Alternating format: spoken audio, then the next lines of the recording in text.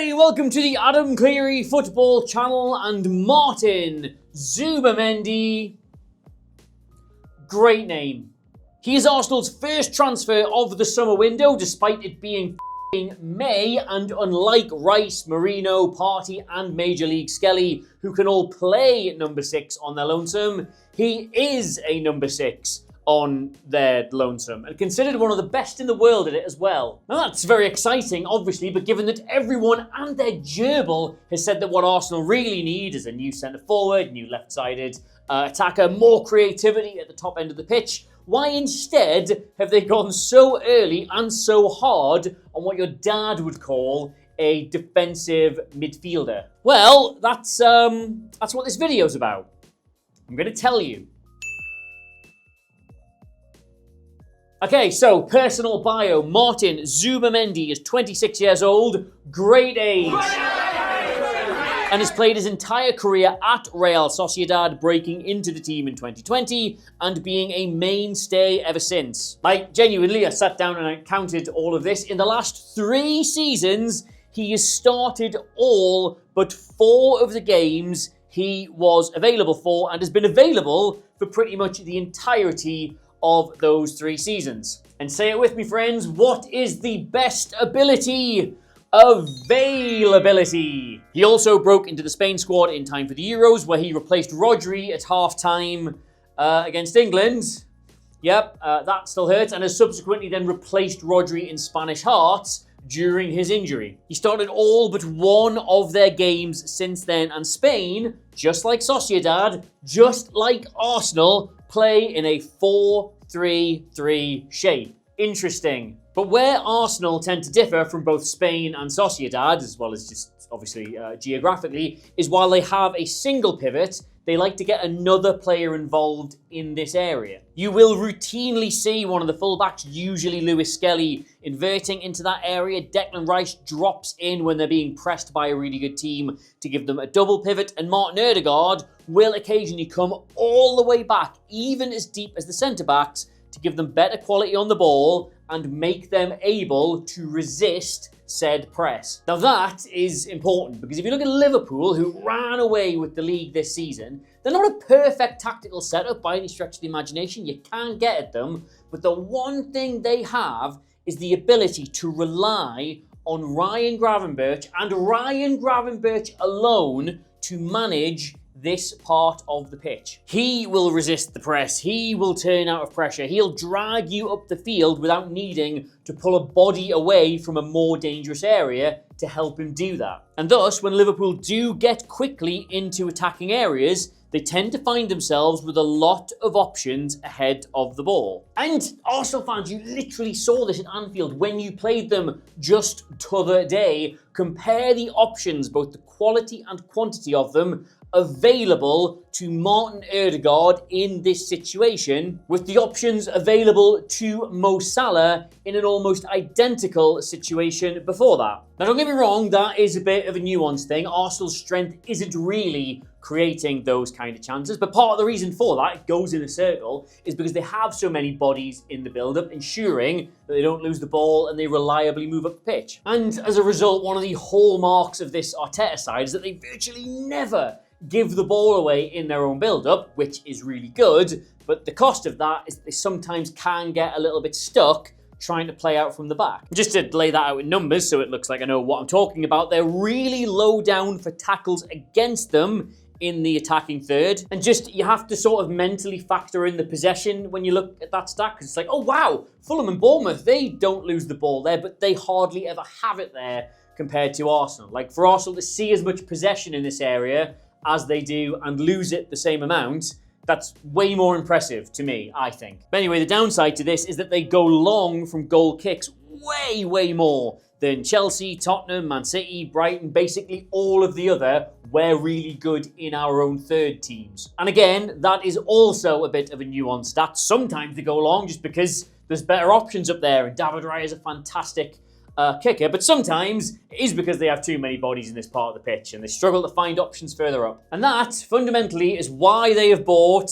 Martin Zubimendi. He is a one-man solution to a two-man problem. I just found this. Now, his passing numbers may underwhelm you when you see them because he actually doesn't get on the ball as much as you'd expect from a player in this position in a side that has the ball as much as Sociedad do. They're like the 4th highest possession team in La Liga. Now, if you want to be kind, you can look at that as he maximizes his contributions. He doesn't want touches or passes purely for the sake of it. He's trying to do things when he gets the ball. But if you don't want to be kind, you would say that if involvement is a real thing, that's something you should be looking to improve. Weirdly though, and this is my StatHead subscription absolutely paying for itself, if he's having an average of 65 touches per game this season, which I don't know why I said if, he is, and you look at all the games where he's performed above that average, these are the 6 top teams in the Liga that are not Sociedad. The games he has been most involved in this season have been Athletic Club, Atletico, Real Madrid, so the suggestion that he's a bit of a big game player. He certainly seems more involved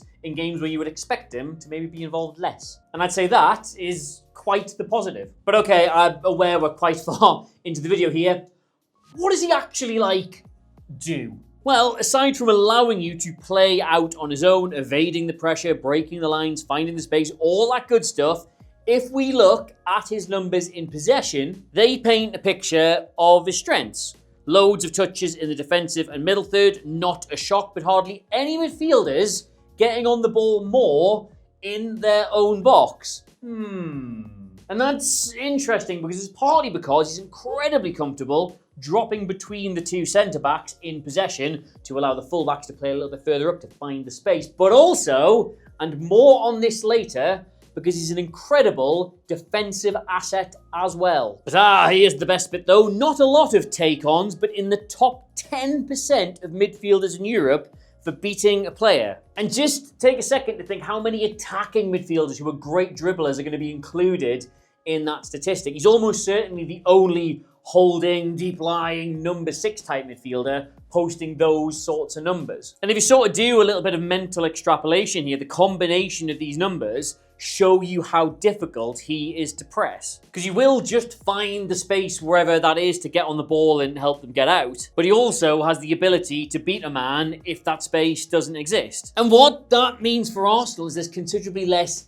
need for players like Ødegaard, like Rice, like Lewis Skelly to get dragged into these central areas. They can stay higher up. They can be more focused on how you hurt the opposition rather than just how you play through them. His presence in this midfield will occasionally, and I stress the word occasionally, he's not Superman, right? But occasionally give you way better options further up the pitch. He's really good on the ball as well. He sets the tempo nicely. He's got a really good range of passing. And again, it's not stats that are going to leap off the page at you, but you can see plenty of them are forward. Plenty of them are into the final third. And watching him, you can see how useful he becomes at backing up other members in this attacking line. He tends to shadow where the play goes. If they do have to turn around, he can then spread it into a more dangerous area. He plays, when you watch him, very horizontally across the width of the pitch, helping out where he feels he needs to. He's got a really, really good eye for a through ball, but again, they're more a case of quality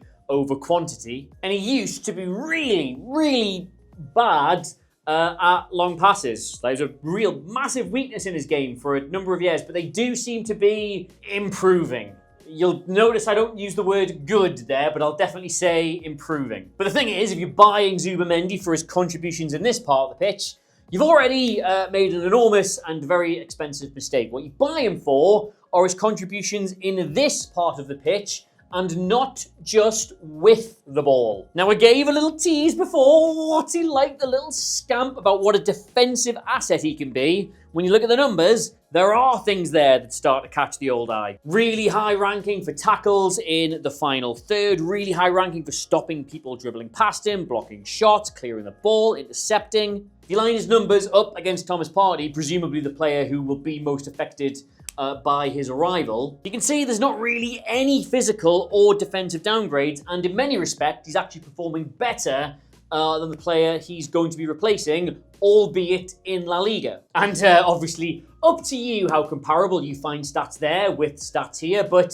for me, personally, I would say close enough. And yeah, I know what you're thinking. A press-resistant number 6 who's really aggressive in the tackle. That's not unlike Bruno Guimaraes at Newcastle, is it? Yeah, you see the vision now. Oh, and also, just to lean even further into the hole, he lets other players be more aggressive. He's got no issue whatsoever dropping between the centre-backs, not on the ball, but off the ball, to help them win headers and to give you a back three so your fullbacks can go off and have way more fun. His aerial presence in there is really, really good for a midfielder. He's got a great leap on him that allows him to win the ball there way more than you'd expect for someone who's 5'10". It's obviously not why you buy him, but it's a nice little bonus. So on the pitch, bringing Zubimendi in makes Arsenal probably look like this. No wholesale changes to the way they set up, but hopefully a few noticeable tweaks to the way they play. See what I mean? Right, this is Martin Ødegaard's seasonal heat map from this season. And what ideally you're looking to change here by buying Zubimendi is this bit, because this is bigger than it has been in previous seasons. He's getting dragged into this part of the pitch more than he usually does to help them build out, to help them resist the press, and in turn means he can't contribute as much in this part of the pitch. Don't get me wrong, you still want him to be able to get involved deep as and when he feels like that's the smart play, but by and large you want him to know that if he isn't going to do that, things are taken care of. He can stay in an area where he can do the most damage. Just to sum all this up nice and neatly for you, Arsenal have not gone and got Zubimendi in because they're somehow unaware of the goal scoring and creativity problems they're having in this part of the pitch, but precisely because of them. Theoretically, if he works out, and that is an if, by the way, I think Zubimendi is a fantastic player, but to do all this for Arsenal at the top of the Premier League requires, in my opinion, a big step up from him. So if he works out, then all of a sudden you start getting a lot more out of all the players in front of him. Now, don't get me wrong, they've still got some serious shopping to do, but if you want my 2 cents, this is a really smart like-for-like upgrade that should help get more out of what you've already got. So it's a really good transfer, provided it's not the only transfer. And do I personally think this is a good transfer? Well,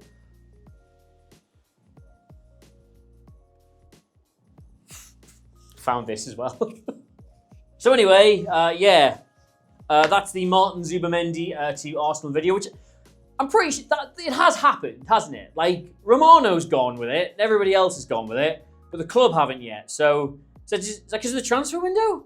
I never know how these things work anymore. But anyway, presuming that transfer has happened, that's how I believe it will go. So thank you very much for watching. Please do subscribe to us here at the Adam Cleary Football channel, because I really want to get 100,000 subs for the end of the season. But you can also get me across all the social medias at Adam Cleary, Clery. And a reminder, I'm still doing, be like 2 or 3 days when this goes out, the Hackney Half Marathon with no knees, 1 leg, 8 fingers, and a dicky heart. So if that sounds really funny to you, you can sponsor me in the link below. Either that or I've already done it, in which case, tweet me, pray for me. But yeah, until next time though, thank you enormously for watching. The new graphics are done. And they all look as good as that. See you next time.